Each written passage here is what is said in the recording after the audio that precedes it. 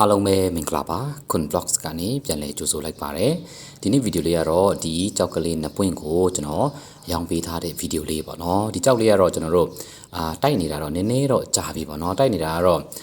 တသိန်းလောက်ပဲစီးပေးတာအများဆုံးအမြင့်ဆုံးဖြစ်နေတာပေါ့နော်အဲ့တော့တောင်းကြီးပိုင်းတသိန်းကတော့ပေးကြတယ်ပေးတော့ပိုင်ရှင်ကသူ့အရင်နည်းနည်းများထားလို့ဆိုပြီးတော့မယောင်းဖြစ်ပဲနဲ့ကျွန်တော်တိုက်ပြီးတော့ပြန်ပေးထားလိုက်သေးတယ်ပေါ့နော်နောက်ပိုင်းကျမှပိုင်ရှင်ကအာယုံနည်းနည်းကျလာတဲ့အခါကျမှတသိန်းပေးတဲ့ဈေးကိုပြန်ရောက်တယ်ဆိုရင်တော့ချိတ်ပေးပါတဲ့ရောင်းပေးမယ်လို့ပြောတော့ကျွန်တော်တို့ပြန်ပြီးတော့တိုက်တဲ့အခါကျတော့ဈေးက8000ကနေတသိန်းအထိကျွန်တော်တို့အမြင့်ဆုံးပြန်ရောက်တယ်ပေါ့နော်ရောက်တဲ့အခါကျတော့ပိုင်ရှင်ကလည်းရှုံးတော့ရှုံးတယ်ဒါပေမဲ့ကြောက်ကနည်းနည်းလေးကြာနေပြီနောက်တစ်ခါကျွန်တော်တို့လည်းပွဲကဒီကြောက်ကကြာနေတော့ပွဲရမဖြစ်ဘူးပေါ့နော်ပွဲမဖြစ်တဲ့အခါကျတော့ပွဲလေးဖြစ်သွားအောင်ဆိုပြီးတော့ဒီကြောက်လေးနှစ်ပွင့်ကိုတသိန်းနဲ့ပိုင်ရှင်ကကျွန်တော်တို့အရှုံးခံပြီးတော့ရောင်းပေးလိုက်တာပေါ့နော်ကြောက်လေးကတော့ဖြူကြည်လေးကိုမှသွေးတဲ့ပုံစံလေးကတော့မောက်လေးပဲပေါ့နော်အောက်ကလည်းနည်းနည်းလေးကြွလေးထားပေးတယ်အပေါ်ကတော့နည်းနည်းလေးမောက်တာထက်တော့နည်းနည်းလေးပိုတယ်နည်းနည်းတော့ချွန်တဲ့ဖက်တော့နည်းနည်းလေးတော့ရောက်တယ်ပေါ့နော်နည်းနည်းတော့ကျွန်တော်နည်းနည်းပုံတော့နည်းနည်းစမ်းကျင်တဲ့တဲမှာတော့နည်းနည်းပါတယ်ပေါ့နော်ပုံလေးကလာတယ်ပေါ့နော်ဆိုတော့ကြောက်ကဘာဖြစ်လဲဆိုကြောက်စီကောင်းတယ်အထဲမှာကတော့အသားနည်းနည်းကျဲပြီးမှဒီအမြုပ်လေးတွေနည်းနည်းပါတယ်ပေါ့နော်အမြုပ်လေးတွေကကျွန်တော်တို့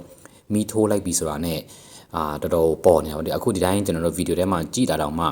အမြုပ်တွေမြင်နေရတယ်ပေါ့နော်ဆိုတော့မီးထိုးမခံတာအကြောင်းမလို့ပေါ့နော်တော်တော်များတော့ကြောက်ကိုတော့ကြိုက်ကြတယ်ဈေးကတော့ခုနကကျွန်တော်ပြောသလိုပဲတောင်းကြီးတသိန်းပဲဈေးရောက်နေကြတာပေါ့နော်အခုကတော့ပိုင်ရှင်ကလည်းရောင်းပေးမယ်ဆိုတော့ဒီဈေးပြန်ရောက်တာပေါ့နော်ဒီဈေးရောက်တာတော့မှကျွန်တော်တို့အရင်ဈေးပေးတဲ့ကုန်တယ်တွေနဲ့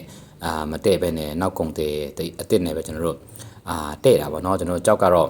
ဒီလိုပဲပေါ့နော်တခါလေးတိုင်းပိုင်ရှင်အစပိုင်းဆိုရင်မယောင်းတာတော့လည်းမျိုးကျွန်တော်တို့ကတိုင်နဲ့နောက်ရက်တွေကျမှနောက်တွေကျမှအဲ့ဒီဈေးတွေနဲ့ထွက်ထားတဲ့ဈေးတွေနဲ့ပဲပြန်ရောင်းတဲ့ကြောက်တွေလည်းအများကြီးရှိသလိုတခါလေးကျကျွန်တော်တို့